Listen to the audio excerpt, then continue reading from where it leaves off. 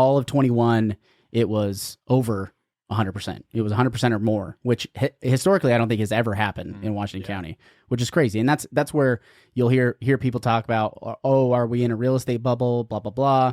Well, I don't know. I honestly couldn't tell you, because supply and demand is what dictates price. And right now we still continue to have demand, and supply is still anemic.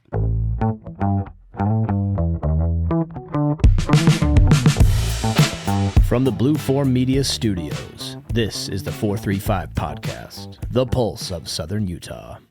Hey guys, thanks for tuning in to another episode of the 435 Podcast. I'm your host, Robert McFarland. We're talking real estate today, and in the studio with me, we have 2004 state champion, Davis High School Hall of Famer, Jeff Watkins, everybody. Yes. Thanks for joining me today. Hall of Fame. Hall of Fame. That's got to feel good. We talked about real estate today, guys. We hope you get some value out of this conversation. We talk statistics. We don't do that for very long, but we also talk about the different commercial developments that are going on in town that I think are going to be the most impactful. We talked about Zone 6 in the Northern Corridor and the developments that have happened about that over the last couple of weeks. So lots of packed information for you in this episode. Join us in the comments. Reach out to us, realestate435.com. We want to get to know you and build this community larger. We'll see you out there, guys. Jeff, what did you want to be when you grew up? A hot dog salesman. You're a liar. That came out way too fast. Let me call my mom. I'll put her on the phone and show. I would say, hey, Mom, do you remember what I wanted to be when I was a kid? And she would say, yeah, you wanted to be a hot dog salesman. I wanted to own my own cart and sell hot dogs. Oh, the cart. 8, 10 maybe. Probably more like 8. You didn't catch Brad Plutho's speech at Rise, did you? I did. It was very good. He talked about being a hot dog salesman. I love hot dogs, dude. You love hot dogs. Are you excited for J-Dogs? River Crossing? Or do you not like J-Dogs? I like J-Dogs.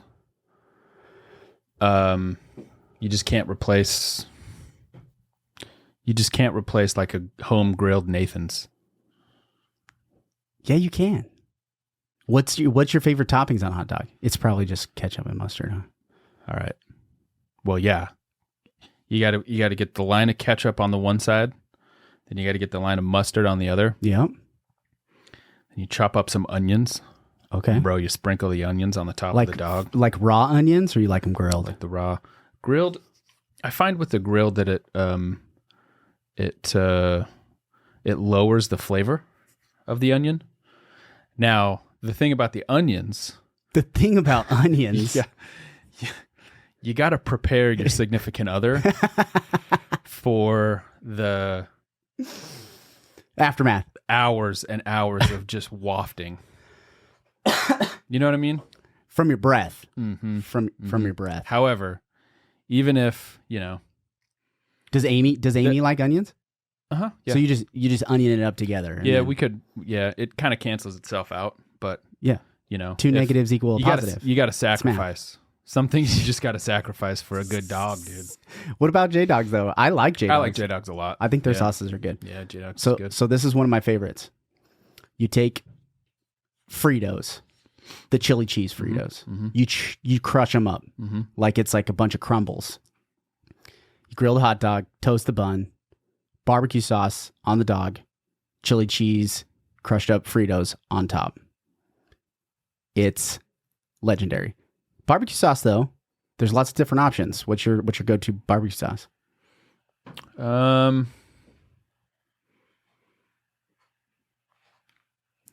don't know. I like a good sauce. I love how thoughtful you I'm not are brand about specific on the BBQ sauce. Okay. But now that you bring up the chili dog, dude, I had a chili omelet the other day. An omelet with cheese. You made it? No, we were at went to Peggy Sue's down in Mesquite. Chili cheese omelet. Delicious. Nailed it.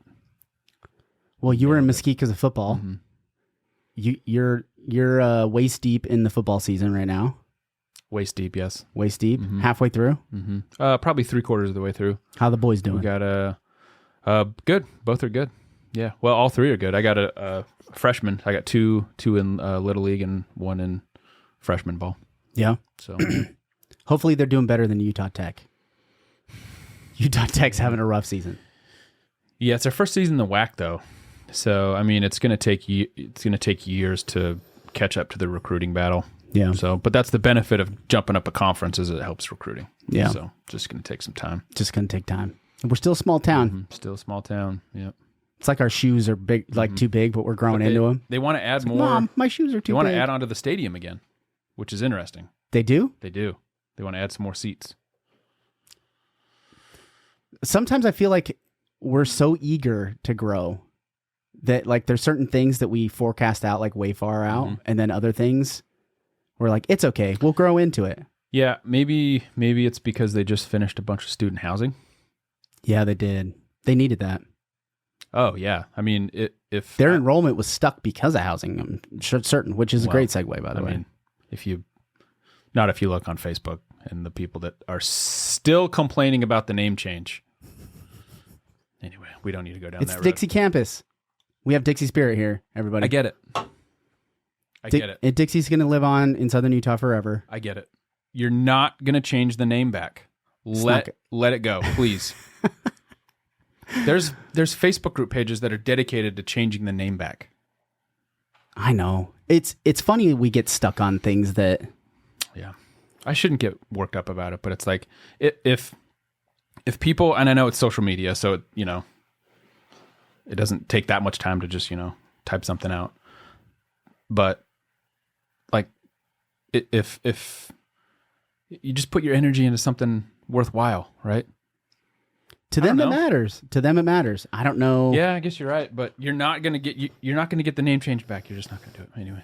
Well, I think something interesting with this did you ever watch Training Day, Denzel Washington? What a great movie, dude. I mean, it is definitely viewer discretion advised. However, there's a line in that movie that says that he says it with profanity, but he says, the shit's chess, not checkers.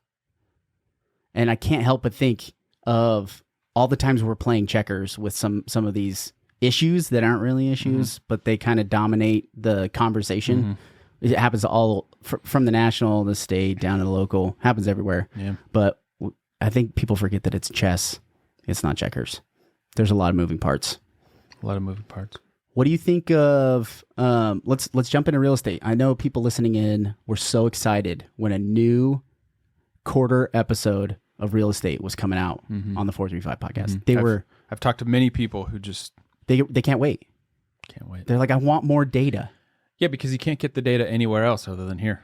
Yeah, not the 2,000 other real estate agents in town that send out emails, and the lenders and the Zillows and the Realtor.coms telling everybody about the data. I don't think if I listened to 5 of them stacked up, they'd have the same numbers. No.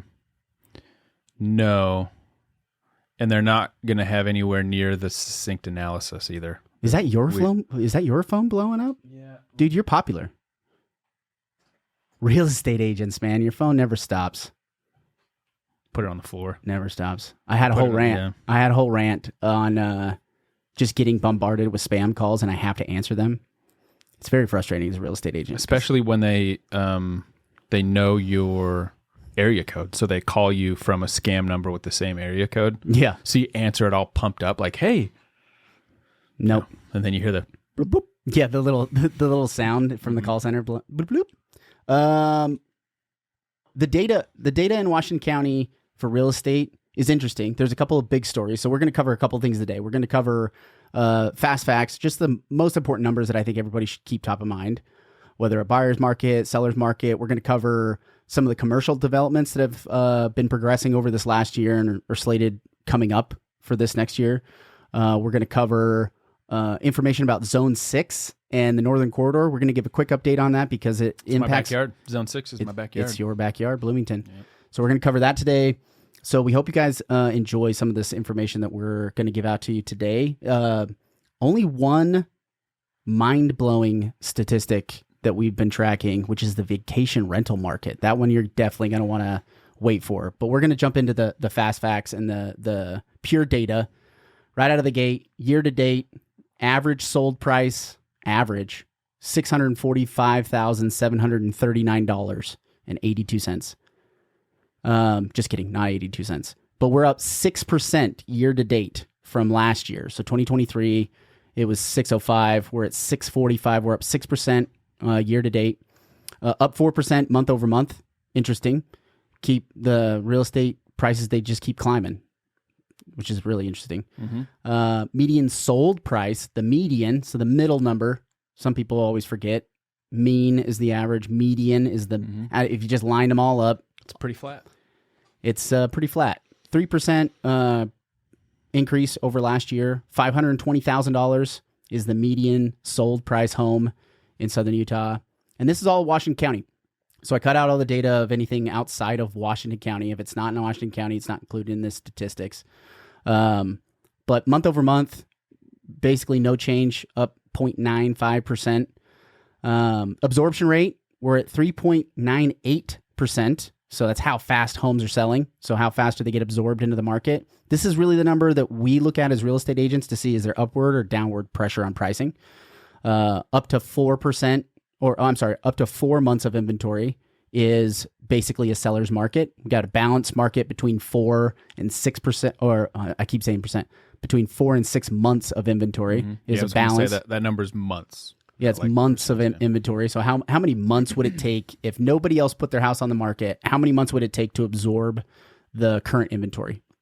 So inventory has come back from its historic lows just a couple of years ago. However, the absorption rate is still low, which is why we're seeing upward pressure on pricing. So that change is the same as 2023. So we haven't really changed much. So we're continuing to grow. Demand and supply are increasing or decreasing at a similar rate to where upward pressure on pricing is continuing. Those are like the big two numbers that I look at. It's like, what's the sold price? Is the market going up or down? And then how fast the absorption rate. Now, the absorption rate is calculated on a rolling 12 months. So what they do is they take the last 12 months of data and then they divide it by the number of homes that are selling. So that's how it's a rolling number. So it doesn't always change dramatically, but it's a good, solid, stable absorption rate. If you look at just the month of September, we're at 4.35 months of inventory. So we can see that there might be some shift, but that tends to happen in October. So the end of quarter three, we're halfway through October. What's today? The 15th? Yeah, 15th, yeah. 15th, right in the middle. We had tons of stuff going on in Southern Utah, tons of events. PGA. Man, the PGA Championship. What do you think about that? Like, it just taking a step back as a resident that doesn't really, you don't have a lot of interest in golf. What do you think about that? Not really. So I drove by a couple of times. I wanted to see what the traffic was like on Snow Canyon, just because, honestly, if I didn't know the PGA was here, I didn't tell a lot of difference. I saw some guys like in and out of Farmstead wearing some golf stuff, But I think it was a big event. I think a lot of people came here, but a lot of people came to Black Desert, watched it, probably drove around a little bit. But to me, that's indicative of the growth of the area. Or in other words, it wasn't just like a concentrated thing. I think it kind of spread out. I think a lot of people went and saw a lot of stuff. I think it's interesting too that you pay for the event by the day. And so some people came on Thursday and maybe Friday. I don't think very many people stayed for the entire tournament. I think you could get a weekend pass or like a 3-day pass. But I think you're right. I mean, I think St. George it's getting big enough where, 100,000 extra people or 150,000 extra people come into the area, and it's like not that crazy. Well, yeah, and then the World Senior Games is going on smack dab in the middle of it, and I felt like traffic and like getting into restaurants and just general my general quality of life is about the same today as it was, last year in October without the PGA. So I didn't really see an impact, but the fear on social media was, wild, oh my man. gosh, the traffic is gonna just our neighborhood's going to hell in a handbasket, as they say. I know, but it wasn't really that big of a deal. But this is the time of year though, with all the activities going, real estate starts to cool off. This is when real estate starts to wind down. Sellers decide, if we're going to make a change, we're going to look to the first of the year. Everybody's getting ready for the holidays. Wait till the spring. That's when inventory starts dropping again or jumping again. So we've seen inventory drop Absorption rate has gone up because less homes are hitting the market. Buyers typically stay stable. The total number of demand in the market is pretty consistent. There's not big, huge swings, but supply definitely changes whether a buyer decides to pick that house or not. Yeah, a few weeks ago, there were 2,600-ish total listings on the MLS, and today there was like 2,000, 2,100-ish. Yeah, and that's on the MLS. There's going to be a collection of non-area listings on there, like just Salt Lake and MLS. San Diego. That's just the MLS. And I got some of that data too on previous slides. Let's go to the quick facts, Mal.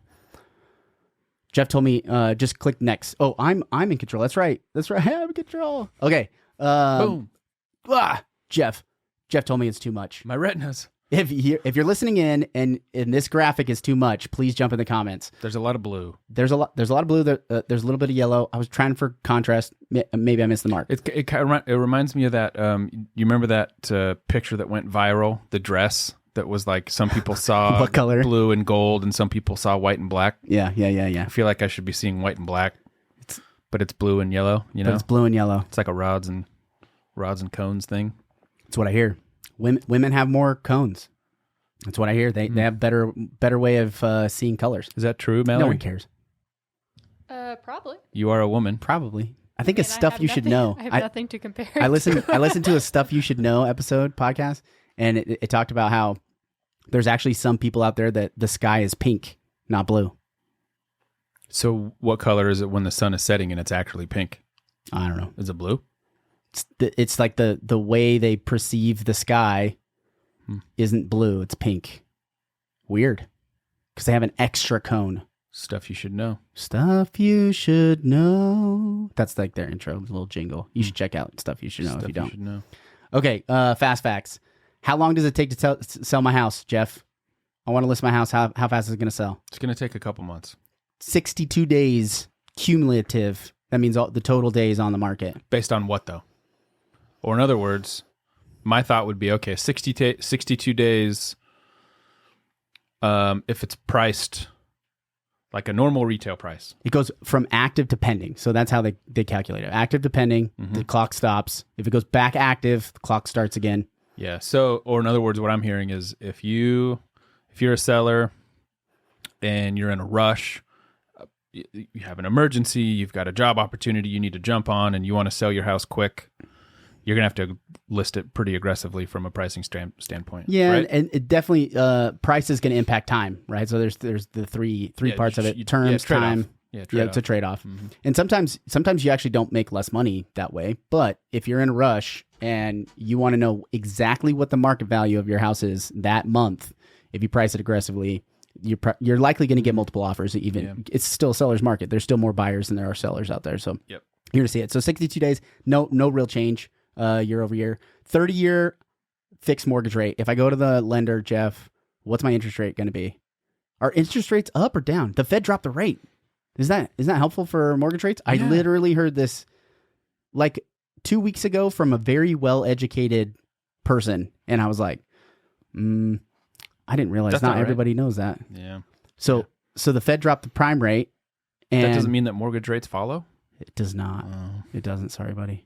If you go to the lender, though, you're probably going to be paying, your interest rate's probably going to be around 6.5%. Yeah, with decent credit and decent income. And yeah, so this is an index. This number is pulled by... We're not quoting rates.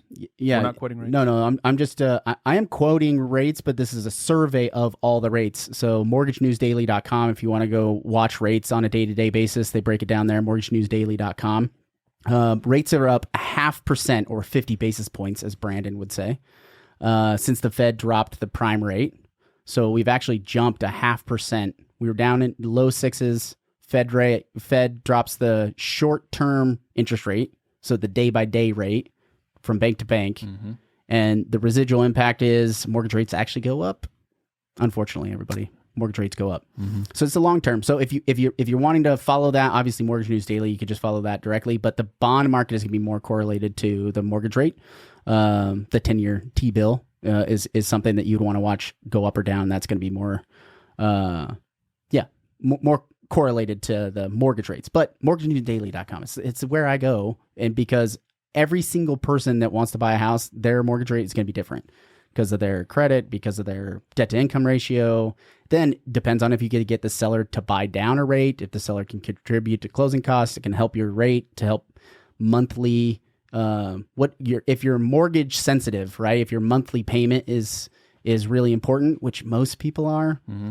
I was thinking we should just list homes with how much it would cost for them monthly instead of like the total price. Mm-hmm. It's like let's just cut through the cut to the quick and just say how much is this going to cost me every month. Mm-hmm. But it's just so different for everybody. Absolutely genius. I know, it's just so different for every single person. You're about right? to revolutionize the real estate industry. Yeah, I wish we could do it. I wish it made sense. Mm-hmm. It doesn't really make sense.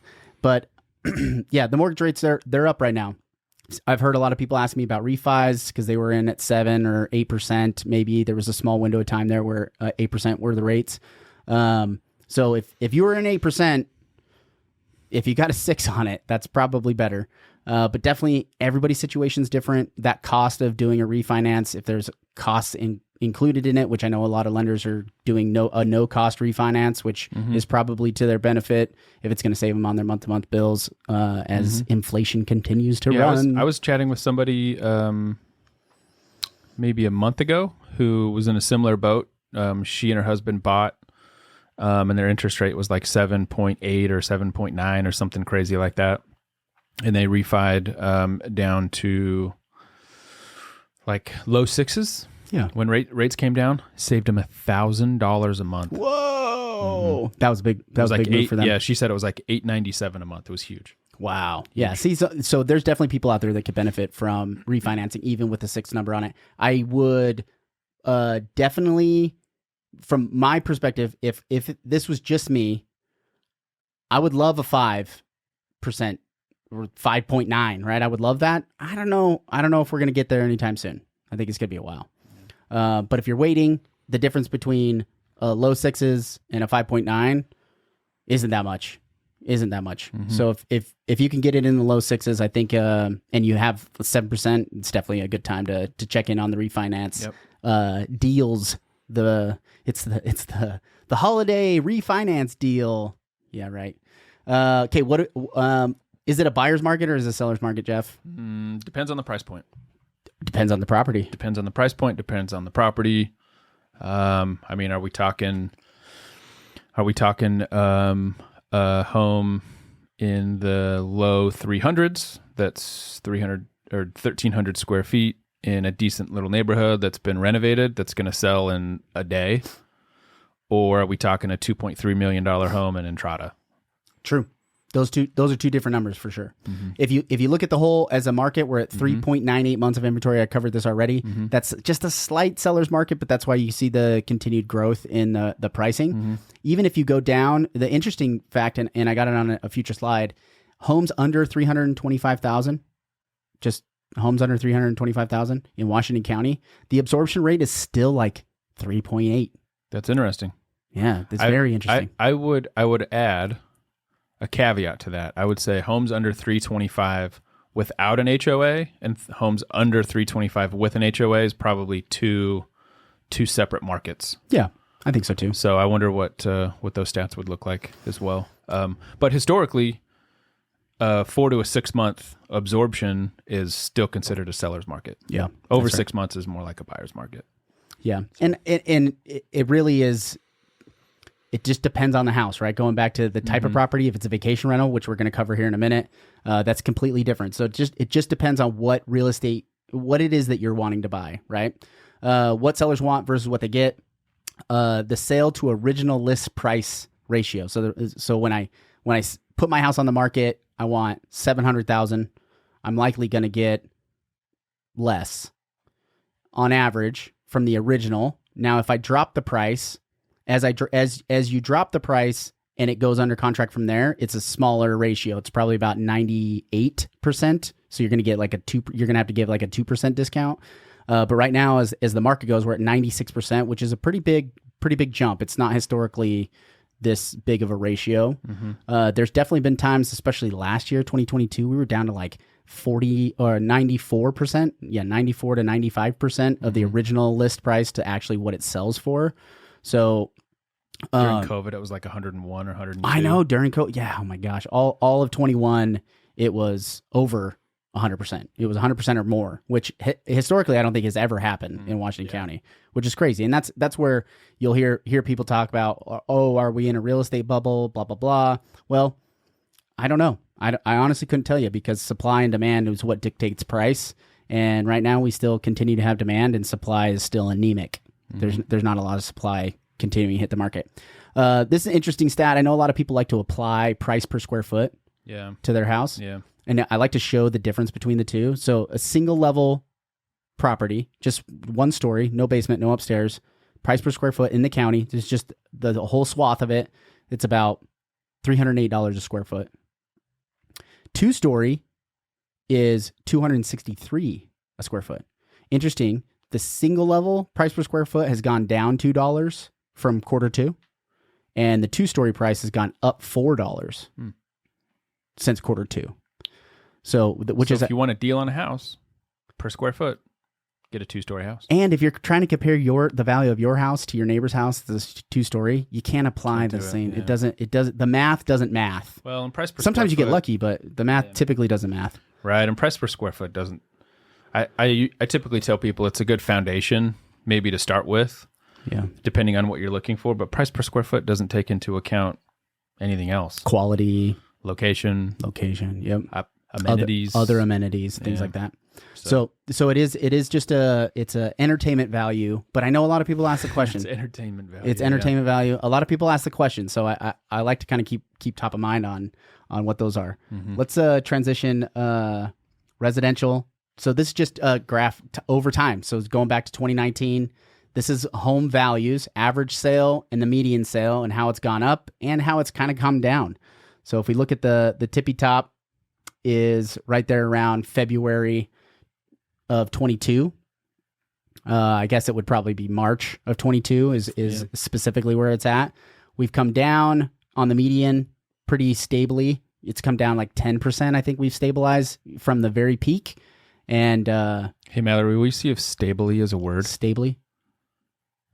I like that word. Stably. Stably Sounds like come a down. Jack Black word. We can make words up in 2024, people. I'll look it up. I'll can. check. I'll And fact we check do. it. Stably. So it has consistently settled and stabilized. I like stably better. Stably. You can see it. It's interesting, these like weird peaks, like these weird jumps where our average jumps like significantly.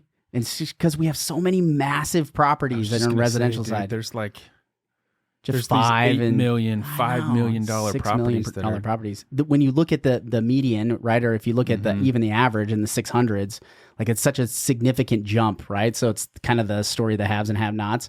But the sold average there in September is 638, which doesn't match my other numbers up there, but there's a couple other things that they're not taking into account on this graph specifically, but this is just the trend. But it's a crazy trend if you go back to 2019. It's crazy to look at that. It's such a huge jump. Second one is the days on market. A lot of people really want to know the days on market and how it's changed over time, but we're basically, this is kind of normal. We're back to a kind of normal housing market pace. June, August of 2020, and then April, June of 2023. You just subtract out that COVID blip and it's the same. Yeah, it definitely. And then even if you go back a little bit further, if you go back 2014 through 2017, I think it goes up to about 70 days is pretty stable, is the cumulative days on market.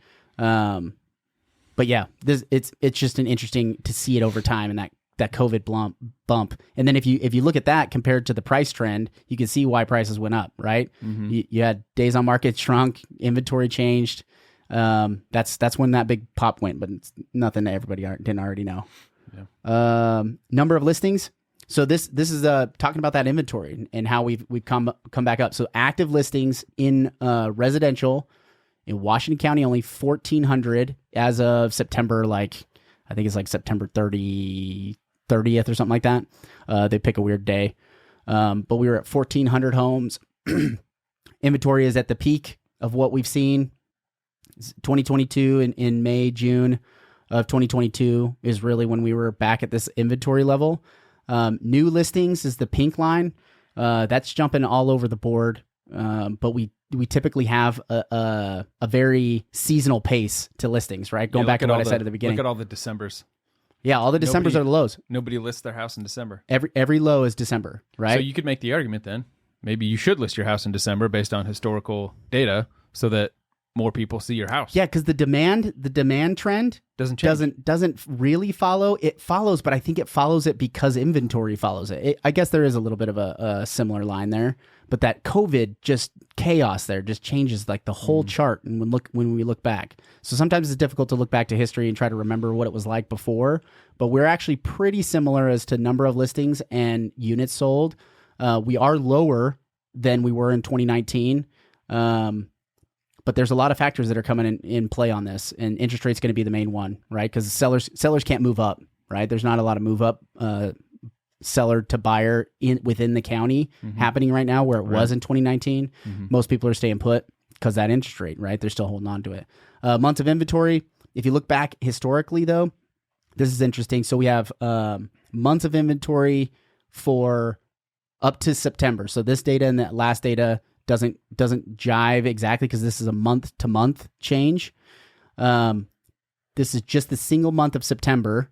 The inventory was 5.47 months of inventory, so above that 4.9 or whatever we were at on the previous slide. Anyway, what you could see though is that absorption is going up, especially historically. Our absorption rate was down below 1 month of inventory there at the craziness in March of 21. And so when we look at this, we're definitely going to start seeing a shift in price, no doubt. Let me go back one. Price trends. So you can see the price trends. You can see the days on market. Price trending up. Oh, it's a delay in my computer. Now I'm gone too far, everybody. Hang with me, everyone. Vacation rental. This is the craziness. Have you ever seen the movie The Northman? The Northman? No. What's I'm that? surprised you haven't seen it with your heritage, your Viking heritage. It's about the I'm Viking. Scottish. That's right. So the Northman, if you haven't seen it, highly recommend it. Okay. My wife hated it. It was awesome. It was a great movie. It's about the Vikings. Uh-huh. I'll kind of leave it at that, but okay. It reminds me of the vacation rental market. It's just getting pillaged. The funny Vikings. thing is that the prices haven't been pillaged yet. But if we look at these numbers, okay, so if you're just tuning in, it's in the process of getting pillaged. The number of listings has essentially just over the course of the last 12 months doubled is the number of active listings, right? And the new inventory, the new market has been really increasing every single month all of this year, so of 2024. The active inventory versus what's sold is that biggest difference, right? Those two numbers are going to be, that absorption rate. Mm-hmm. And we're seeing the biggest separation of these two numbers since going back to 2020. And that 2020 separation happened for a fraction of a second because it was right before the bubble popped. So you could see the vacation rental market was shifting before COVID. So 2019, if you're looking at the data, the vacation rental market was getting downward pressure on pricing back then. But then COVID ignited a frenzy of people wanting to get vacation rentals because of the tourism and all the stuff that was happening. Yeah. And now we've basically caught almost back up. Like if you look at that, the difference of if you were to just keep the trajectory kind of going, it's kind of right there as number of active inventory. And then demand is just so low. It's so low. Yeah. I think we're only selling like 20 vacation rentals a month at this point. Yeah. Yeah, I wonder what the absorption rate is just for vacation rentals. Yeah. It's probably 12 months. It's 12. You can see it on the chart right there. 12.13 months of inventory. If you go back to the absorption rate in 2020, that same time frame when it was separating, we were up to 16 months of inventory. Yeah. That's significant downward pressure on pricing. That was pricing. just a guess, by the way. That was pretty good. You nailed it. You weren't even, it was right in front of you. The answer was right there. But, story of my life, so bro. this absorption rate, you could see this big jump. So just in the last 4 months, we've gone from 3 months of inventory up to 12 months of inventory. So if you're looking for a vacation rental, this is a little bit of an assumption, but if you're looking for a vacation rental, whether it's, well, there's two, in my mind, there's two types of folks that are looking for vacation rental. Both of them probably have good income, right? And they're either looking for a diversification of their portfolio, or they're looking for, like, hey, we love St. George. We want to buy something in St. George, and if we can kind of supplement a vacation spot that can make them a little money. we want to use it, but we also want to put it into the rental pool.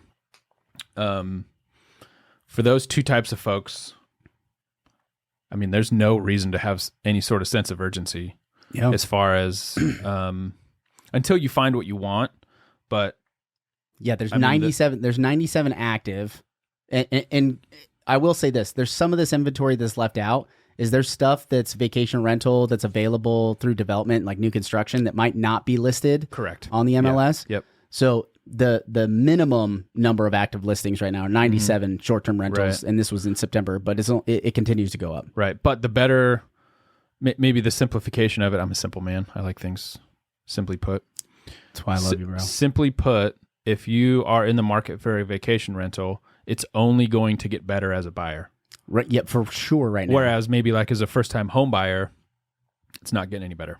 Yeah, right. Exactly. Those two, the tale of different markets. Mm-hmm. So I also would say this is a leading indicator to sellers that if you've been on the fence, you got to get off the fence. You got to get off, and you got to be aggressive on pricing. Yeah, because the ball's rolling downhill. But if we go, here's one of the other things. Like if you were to pull up some MLS listings, a lot of the MLS listings I'm seeing right now that are for sale on the vacation rental market are priced lower than what they were purchased for just a few years ago. Yeah, I know. Crazy. So there's a 34% price correction.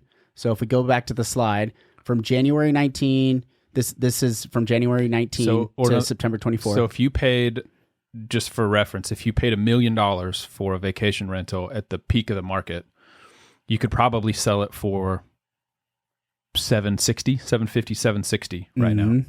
Exactly. That's wild. So if I'm in a tight spot and I can't cover it, I have to sell it, and you're going to take that hit. But if you can hold on, people are still renting, and people are still coming here for PGA Tour and World Senior Games and all these other events. So it's interesting to see how the median sale price has dropped 34%. But if you look at what's continuing to come, is this drop right from December of 22? If you look at the inventory shift, is that December of 20? I'm sorry, did I say December of 22?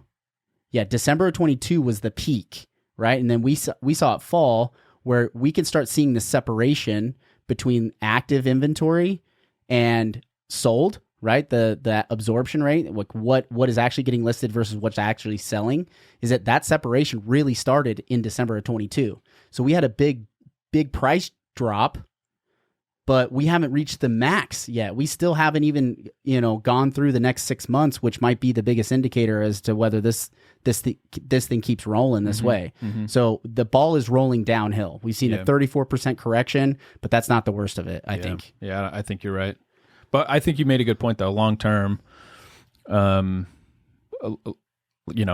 you're going to hold for 10 years or 12 years or 15 years, still probably even a 5 year, when I look at vacation rentals as an investment, my advice is always you got to look at a long-term time horizon, 5 at a minimum, but 5 to 10 years is probably what you're really wanting to do. Mm-hmm. So if you bought in December of 22, you might have to run that whole 5-year run or 10-year run to be able, because it's got to go down and then it's got to go back up. So then that pressure on bringing the inventory back up to the value that you bought it at, it's going to take some time. It's just going to take a couple of sales cycles. Mm-hmm. And then I kind of, in the graphic below, it's more downward pressure on pricing incoming, right? Because that big separation between sold and active inventory is what's causing this price correction. And that's the biggest, I think that was the biggest story of the real estate market so far this year, is vacation rentals are getting hammered. They're still building them, but it's getting hammered. Mm-hmm. Shifting to affordable housing. So this is what we kind of teased a little bit. The data currently says of 2022, the median income of a household in Washington County is $74,000 a year. And that's up 21% from 2021. So we see a big jump in year-to-date change of the income of the median household here in Washington County. At $74,000 a year, you're probably going to afford, if you have a 20% down payment, you're probably going to qualify for around $300 to $325. So your price point might be, and that's taking into account your comfortability with how much money is going toward your house. So this is like at a 38% debt to income ratio. It'd be like $300,000. So that's where I came up with, let's look at houses. If I got a down payment, 25 grand, and then I can get a loan for 300 grand, what could I buy? And if you look at this chart, this is insane. We had active inventory in October of 2017 was over 500 homes.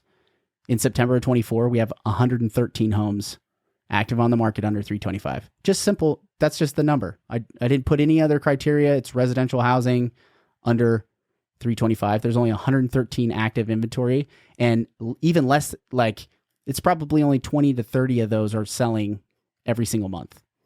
Where back in October 2017, over 200 were selling every single month, which is such a big drop. So my takeaway on this is that the supply is what's impacting the demand. There's just no options out there. So they're just not buying. What do you think? I think that it's simple economics. If there were more homes and less demand, prices would go down and housing would be more affordable. Mm-hmm. Now, obviously, there's laser markets, right? St. George is a little bit unique. But, you just hear, especially going back to social media, you just hear all of these thoughts about growth and how horrible it is and where are we going to get the water, which is legit. But from a housing affordability standpoint, in my mind, it's simple economics. If builders, whether it's, outside incentives, which is a whole other conversation, or just the ability to build cheaper homes for people to buy. Yeah. There's a bunch going on here, but the reality is that I think the days of homes under 325, this is like the flat line before it just disappears. I think they are long gone. Once costs go up, they generally don't come down. I know, getting into the weeds a little bit, like an 8-foot stud, pre-COVID was like $3 a stud. And then when we had some supply issues, they went up to like $12 a stud. Now they're back down. Lumber's back down a little bit, but like wiring, like a 100-foot roll of Romex was like $50. Hardware. Yeah, dude, that stuff has not come down. And that stuff adds up. That it really does. Concrete's insane. Yeah, concrete's so big. So then that goes into that next image with the new dwellings. So Southern Utah Title, the Good News Housing report. I got this information from. Shout out to Southern Utah Title. Shout out. This is a month by month percentage of the sold dwellings, right? Roofs with door, right? Just the dwellings. Month to month, how many homes have sold. And then they overlay that with the new construction dwellings that were finished, permitted, certificate of occupancy. It's pretty flat. So it's pretty flat, but we're looking at 33% of the inventory is new construction. So if you overlay that 33% of the inventory is going to be a new construction home, and they can't get the prices down low enough to where the median income of a household here in Washington County can afford it. Mm-hmm. It seems to me the only pressure is that we're just going to see wages come up because wages have to come up. They have to. The employers are going to have to start paying them more. And even I was actually really shocked at the 21.8% jump in income in 1 year. And that was only 2022. I think it probably went double digits again. I bet you it's probably around 86.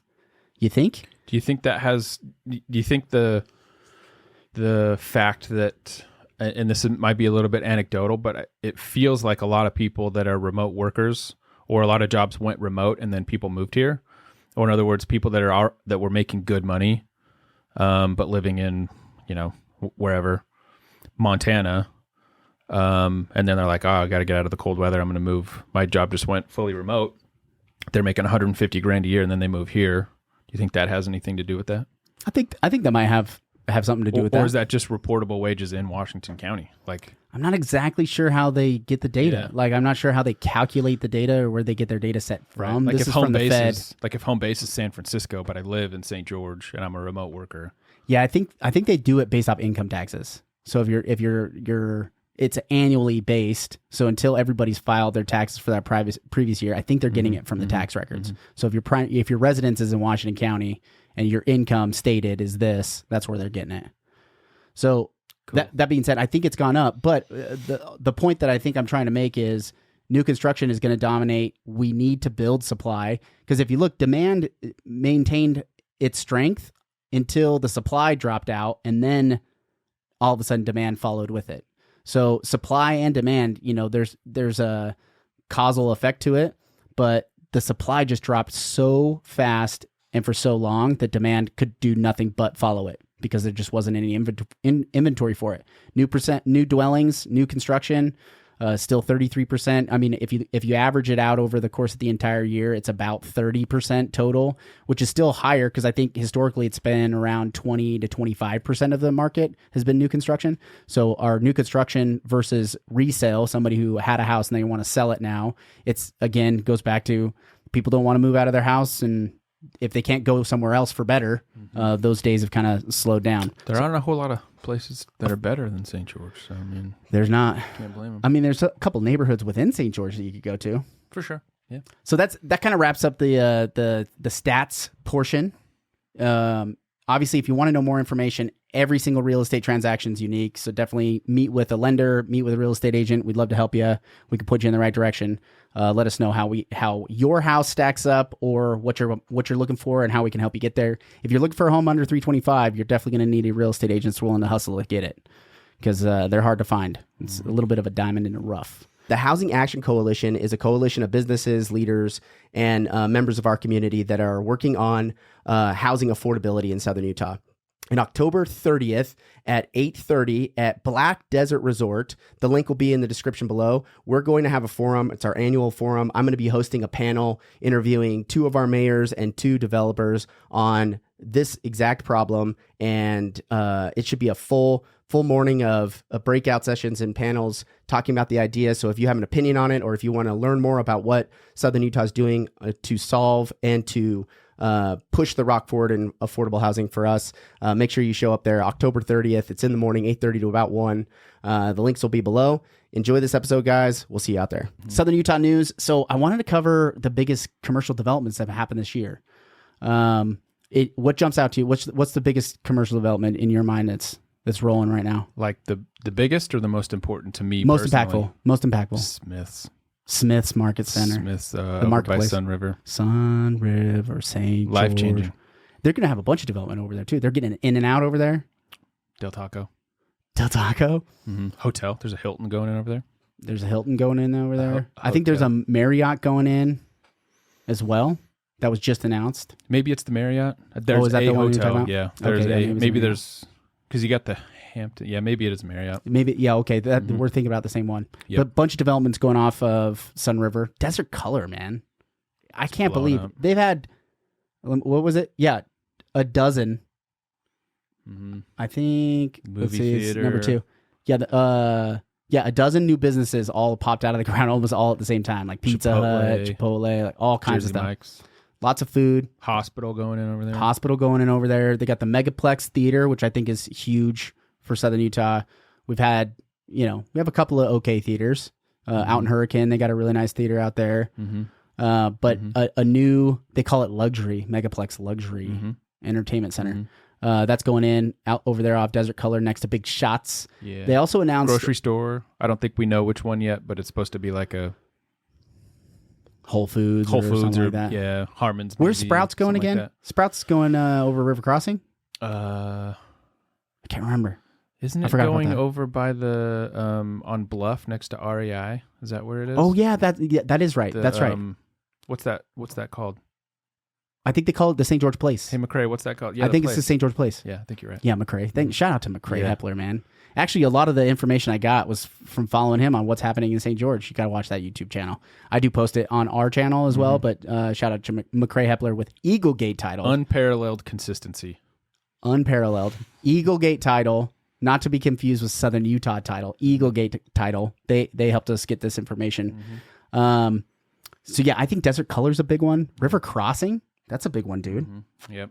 That doesn't really impact you because you're over on the west side. Well, eventually it kind of will, because if they can get that road approved from the convention center across the river over to connect over to Popeyes, huge shortcut for me.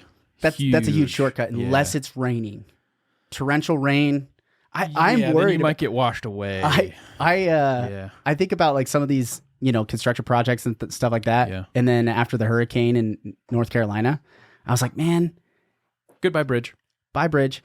Yeah, I mean, Yeah, even the I River think Road that's Bridge, approved. I think it's approved but not funded or something like that. something like that. Yeah. I mean, that would be a good shortcut. That'd be a good Be a shortcut great because there's a lot of stuff over there. Yeah, it that would river ease- crossing, I think, is huge for all of the Washington Fields area, Little Valley. Well, and just the traffic too on Riverside and River Road right there, that intersection, what a disaster. I know. Got rear-ended right there. Dang it. I know. I wish Target wasn't right there. I wish Target was like closer to the freeway and off a different exit. Ideally. Because I think it would lower that traffic congestion on River Road. Just Target, because it's the only one in town. Everybody's going to Target. Target, man. Freaking Target. Another one, Winco Foods. Did you hear about that? Winco Foods coming in. That's going to be huge for that exit 12. So the new exit on Washington City, right off Main Street. That's going to be really helpful to traffic. Truthfully, Missive. It's going to be missive. missive. It's Missive, going to pull traffic off Telegraph. Hopefully that Green Springs exit as well. So having commercial development over there that draws people away from that, that's center of town Green Springs exit is going to be huge. So Winco Foods is going in exit 12, the new by the Boilers Park. I go play pickleball at Boilers Park, which is awesome. But yeah, that'll be a huge anchor. The Paseo. Have you heard about the Paseo? No. The Paseo's east of Lynn's Market, down there on Mall Drive and 3000 over by the temple. We need more outdoor places to go hang out. Yeah, There aren't a lot. supposedly that's the spot. They Cool. redoing the mall. I think they The mall helped, yep. the mall helped. Yeah, go get some sushi and eat it outside. Were you telling me it's like the thing now where kids are hanging out at the mall again? Were you telling me It's that? coming full circle, man. My coming oldest went to the mall for like 3 hours on Saturday, like hanging out with his friends, and I'm like, is this 2002? Yeah, right. Like it went away for so long. Like Did it, or did our kids, like your kids, just weren't there? And then if you're listening and you had teenagers 5 years ago, what is it? 10 no, years I ago? think it went away even from like a commercial like leasing standpoint. But that was like the shoppers, so that was like the adults. But have the kids always hung out at the mall? Maybe. I don't know. Yeah. They need like a free place to go roam that has air conditioning and it's not by mom and dad. Maybe the mall has always been a refuge for the high school and teenagers. Yeah, maybe. Well, I mean, as soon as I got a car, I stopped going to the mall, which I think is so funny. At least in my past. I don't know if that was true with you. I don't know. Layton Hills Mall, man. That was the spot. That was the spot. Southtown Mall. Southtown Mall. I was in Sandy. Yeah, Southtown Mall. So I think Paseo, it's supposed to be a big commercial development, outdoor dining and shopping. The jury's still out on exactly what's going to go in there, but it's another commercial spot right there at 3000, which going back to traffic and congestion, that Mall Drive Road, holy cow. If it's rush hour, if it's 4:00, it's a parking lot, man. It's a parking lot. And it's because we're just so we've isolated all the residential into a couple of areas, and They then did it to themselves. We've done it to ourselves. We have done it to ourselves. Yeah.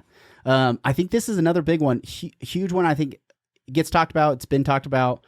McCrae definitely covered it. St. George News has covered it, but the St. George Airport expansion. LA. Direct to LA. They got a direct flight to LA. They're changing I think it's called a jetway, but I think the terminal ramp is what they called it in the article I was reading, but they've expanded and made the terminal ramp bigger so they can get bigger planes out of there. and I can't think of all those houses that is right along the approach. I'm like, you get a bigger plane, it's louder, more flights. Yeah, imagine buying Some people won't like that. I know, imagine buying $1 million plus house, and then 5 years later you got freaking jetliners. Yeah, bigger and bigger, right? Because the expansion, the assumption is it's going to continue to expand. They got a traffic control tower there now. It used to be done out of Santa Ana. So all of our air traffic control was out of California, and now we have our own tower.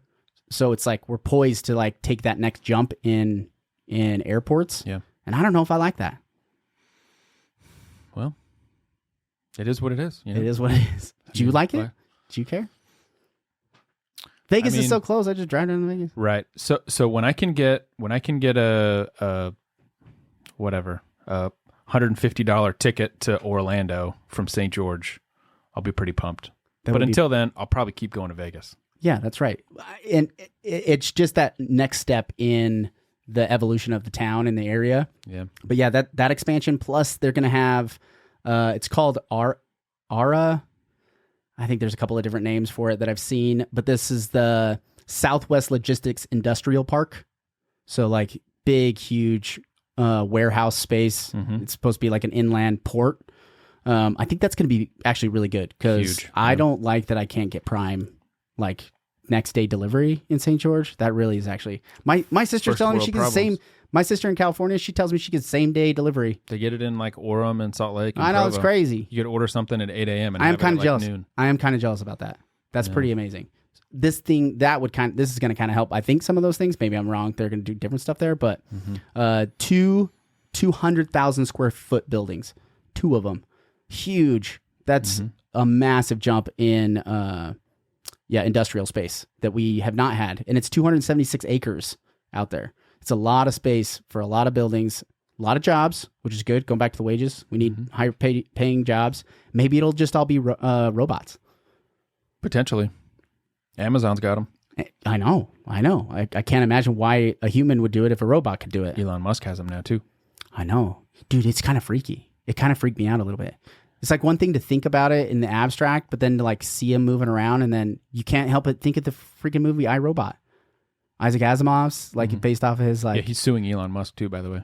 Is he suing him for copying his design? That's like, he can't do that. Yeah, he would sue. I guess got a head, 2 arms, 2 legs, and a torso. Like you can't copy that. You just copied the human. Okay, then Leonardo da Vinci's got a case too because he like the human anatomy. It's so silly. Yeah, no chance. It's stupid.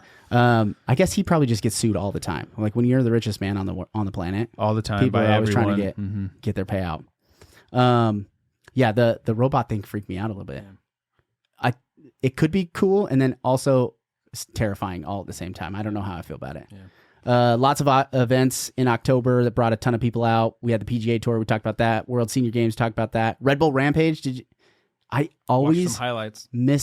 I want to go every year, and I always catch like the next week. Yeah, I'm like, I missed it. Dang it! You have to know somebody who knows somebody to get tickets now. It's hard to get tickets. They got like if you go to the website when they sell them, they sell out in seconds. Oh wow! Like people are waiting for them and they buy the tickets, and it just seems like in that location in Virgin that you could fit so many more people out there. Yeah, they probably limit it for some reason, but yeah, they like to keep it exclusive. Those guys are messed up, man. Dude, there's some crazy stuff that they do. I was watching videos too. If you don't know about Red Bull Rampage in Virgin, Utah, it is pretty insane. I missed it because it was the same weekend as PGA and like 17 other things. I also did an open house.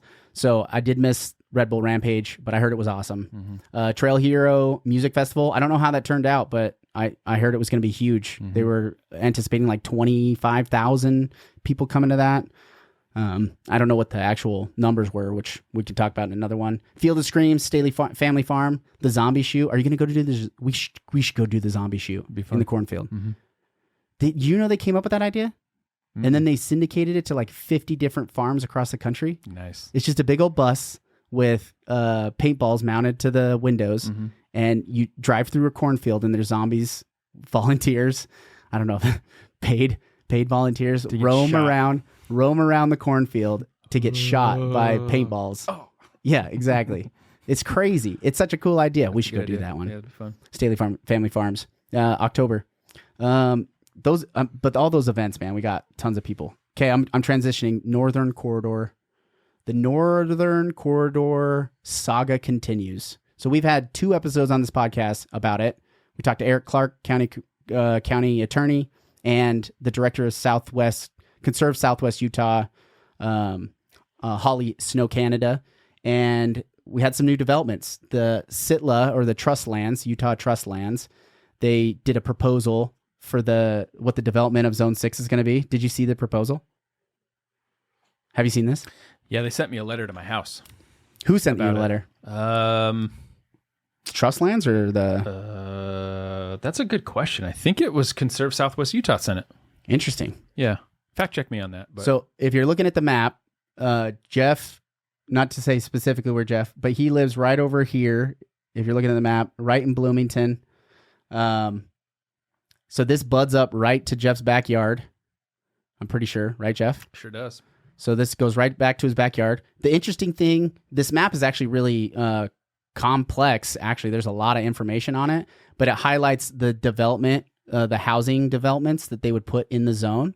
So the zone backs straight up to the city limits, right? And it's in the city boundaries, but it backs up to the existing developments that are already there.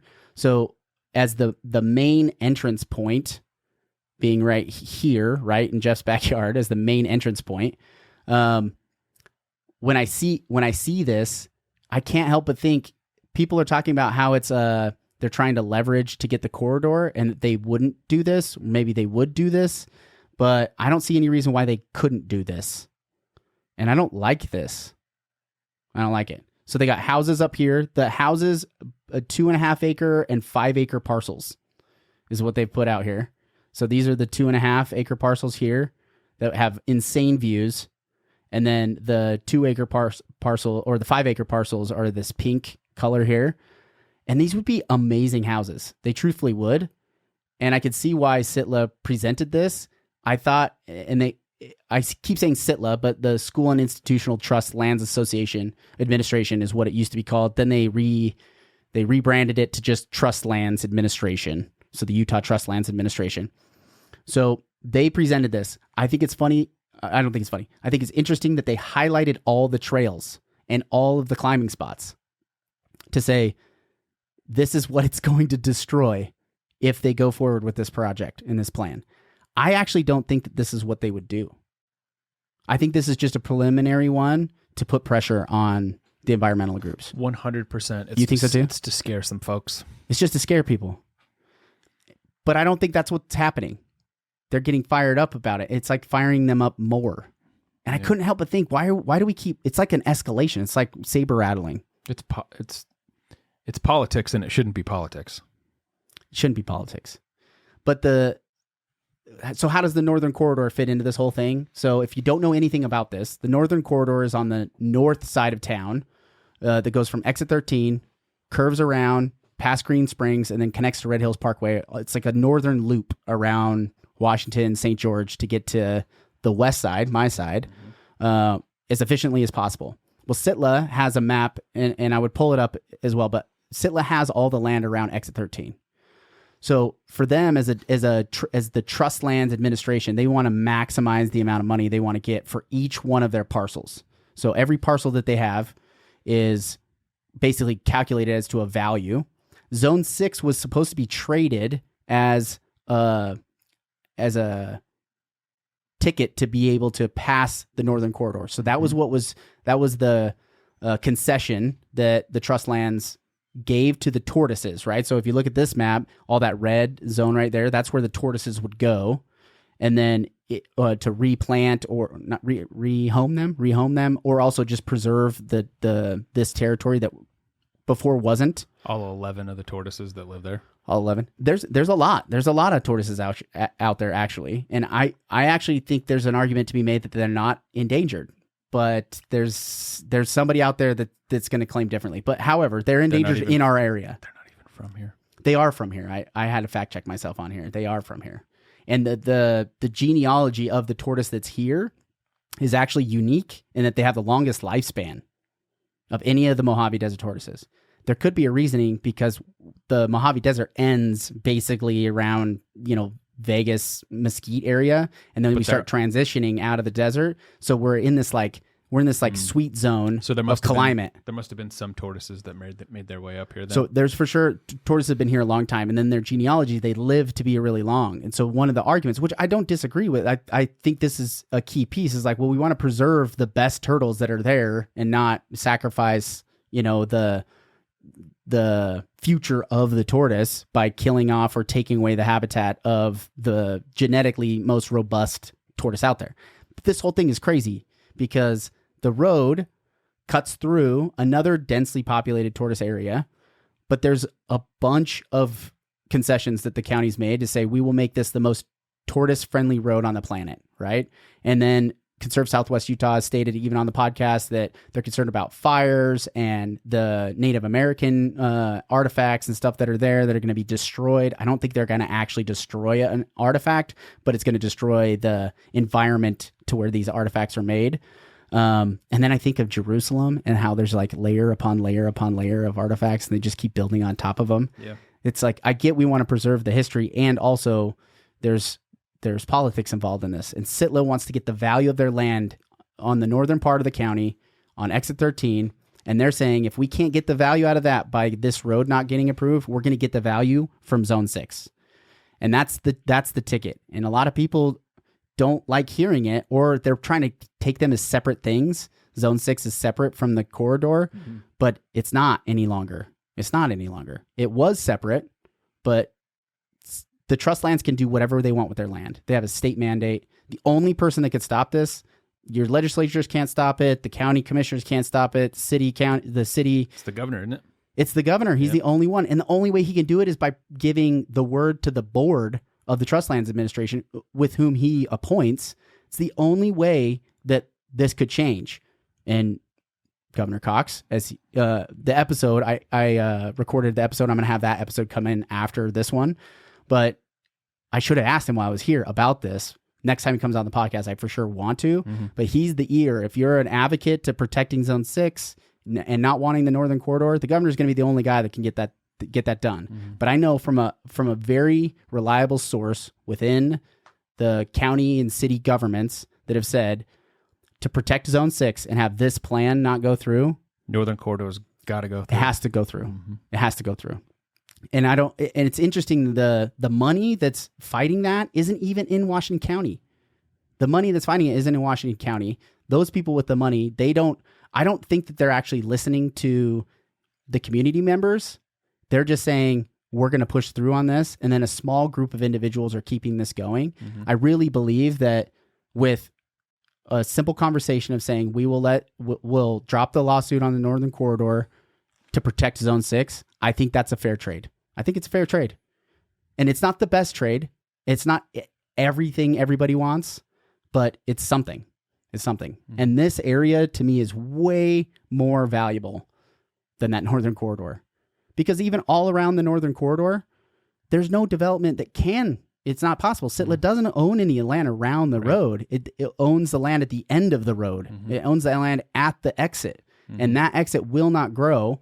Thinking of Winco being off the exit of 12, they're not going to be able to get the commercial, tenants and commercial owners in that land if they don't have the road. It's just that simple. That's simple. Grapevine Crossing, if you're familiar with Grapevine Crossing off 13, that's all trust lands property, and it's just sat there. There's a lone Chipotle, and I guess there's the Five Brothers burger joint there now, but there's only a couple of things that have developed over on that side of the highway, and it's because the road doesn't go all the way through and all the way around. It's one of the key factors that commercial developers are looking at is road access. And if they can't get the value out of that portion of the county, they're going to give this one up. And I don't want to see this one go because this one's awesome. Yeah, you definitely don't want it. Look at all the trails and bouldering that would go away. I know. And then they even added like additional trails, like future trails. I think they put possible trailheads, like all the different trailheads that they could add into it. Well, that possible trailhead is that Montezuma trailhead that exists right now. Well, so you got this one over on the far southwest side, and then you got one up there on the north side. So you got a couple, definitely a couple other trailheads. But when we think of trailheads, like actual parking, like it's one thing to. I think the Navajo Drive parking, isn't that thing full almost every weekend? Yeah, and they spill into the neighborhood, right? No, not too much. Not generally. There's a lot of parking up there, but the traffic on Navajo to go over to Bear Claw Poppy Trailhead is it's pretty heavy. It's worth putting some speed bumps on Navajo for sure. Yeah, you should write to the city. You need to go to the city council meeting and you need to talk about it. It's in process, sir. Yeah, that's what I like to hear. You got to make your voice heard, man. You got to make your voice heard. Well, the Northern Corridor, I think, is another big development issue that's going on. But that kind of wraps up the news in the housing market and what's going on in Southern Utah with real estate. Yeah. What else do you want to talk about? Inaviate. You got your Inaviate shirt on. Local heroes. Represent. I'd never heard of them. Excellent. They're excellent. Excellent. Emo. Shout out to Dixie High. Shout out to Dixie High School. Shout out. Thanks for listening to the episode, guys. I hope you stuck with us through the whole thing. Other than that, we'll see you out there. Stay tuned for the governor. Spencer J. Cox comes on the show. You'll want to catch one next week. There's not another local podcast that has the ability to get the governor on the podcast. It took just one phone call. It took one text message, and he just came right in. Hey, governor. I've been waiting for you to ask me. I'm so glad you asked. I'll be here for the PGA Tour. Pins and needles I've been sitting on is what he said. He really did say that. That's in the episode. He said that. I've been sitting on pins and needles. No, he didn't say that. He didn't say that. Thanks for tuning in, guys. We'll see you out there. Bye. Thanks for listening in. If you enjoyed this episode, please like and subscribe. Make sure you're following us on all the social media websites. We love your support. We love the dialogue. We want to continue that going. Find us at realestate435.com. We'd love to help you find a house here in town or help you get wherever you're going.